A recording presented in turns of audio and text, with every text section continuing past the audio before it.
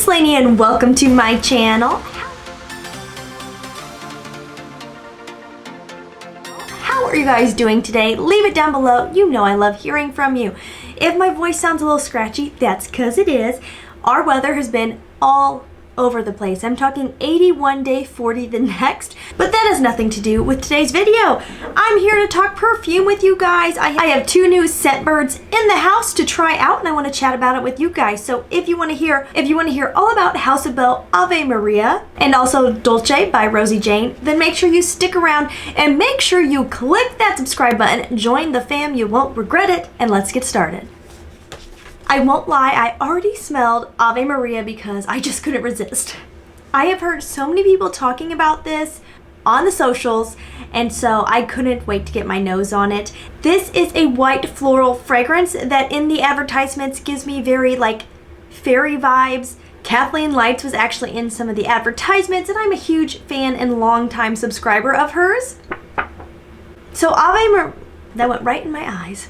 Ave Maria has notes of dewy gardenia, African neroli, sweet pear, Merlot wine, and Napa leather. Do I think this is a very beautiful fragrance? I do. Am I obsessed with it? No, but I haven't given it a real wear. Maybe it'll do something magical on me in the air as I move. More white floral than I was expecting. Yes, I knew those notes were in there, but wow, this is heavy white floral. And I also feel like it's just something I have smelled before. I have Ellis Brooklyn Florist in my collection, and honestly, this reminds me a lot of it. Here, I do see that this was compared to KKW's Crystal Gardenia, which I used to own, and yes, honestly, very similar. If you are the biggest fan of creamy white floral fragrances, you are gonna love Ave Maria, and the bottle is just stunning. So like if you're a collector, bottles do make a difference, and wow, she is so pretty and elevated.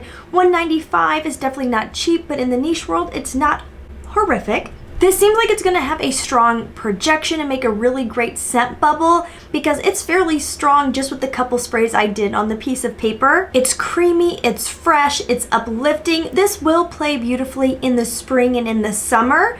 I think for some, this could be headache inducing because it is a very potent white floral, and for some people that really bothers them. I think for me, I wish I was getting a little bit more of the pear in there. The leather is not bad. I'm not a huge leather fan, but in here it just adds a depth and a richness. If I didn't know there was leather in here, I wouldn't smell it at all, honestly. So it's done really nicely because I'm not a leather fan. You have to love a gardenia because that is definitely what I pick up the most in this fragrance. To me, this would be a really beautiful wedding scent because it is bridal. I really do get white feminine vibes. Like I picture a bride right away when I smell this. I honestly have smelled other things that I view as more whimsical than this one.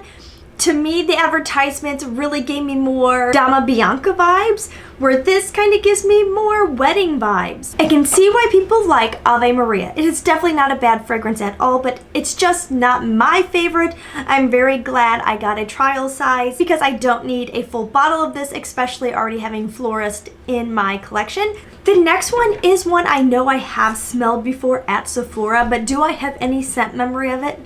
No, not really. Dulce by Rosie Jane, I feel like definitely has a following. I hear people talk about it, and it is nice.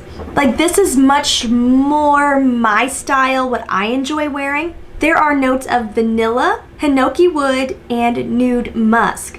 This is truly a baker's vanilla. It's yummy, it's edible, but it is not overly sweet, which is what I'm really into right now. I still love my gourmands, but oh my goodness, if they are syrupy, they bother me. I don't know what happened, but my nose really changed in the last year. This honestly would be a great signature scent and would definitely work all year round. But this is really that great kind of gourmand that works even in the warmer days, the sunny days, because it's just not a bag of sugar vanilla. It's musky, it's airy, it's oh so likable. Like this is the kind of scent you wear and you are bound to get compliments. I can't imagine anyone hating this fragrance. On Fragrantica, chocolate is listed as a note, and honestly I do get it. But chocolate done in a really lovely way because it's actually one of my least favorite notes. I have a few fragrances that rock some chocolate and I enjoy it. But if it is too powdery or too decadent, I don't enjoy it. And this really just adds kind of a creamy, yummy factor. I definitely get more of like a white chocolate vibe than I would any type of milk or dark chocolate. The vanilla and that chocolate come together really nicely in this fragrance. This actually is compared to Bianco Latte, and I totally get it. But wow, do I like Dulce so much more. I have smelled the dupes of Bianco Latte and I've smelled the real thing. And there's just something very Play-Doh and plasticky in Bianco Latte that really rubs me the wrong way. This doesn't. This is yummy, it's creamy, it's vanilla, but there's nothing artificial smelling in here, which I really appreciate. This is just a creamy, yummy vanilla musk. I think this is one people will definitely get whiffs of you when you walk past them.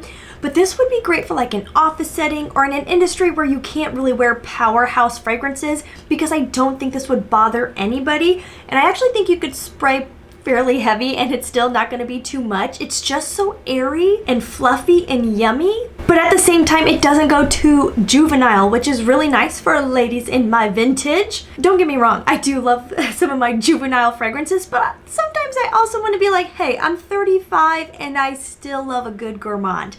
That is Dulce by Rosie Jane. Those are my two fragrances to share with you all today. I hope you enjoyed it. Have you got your nose on either of these?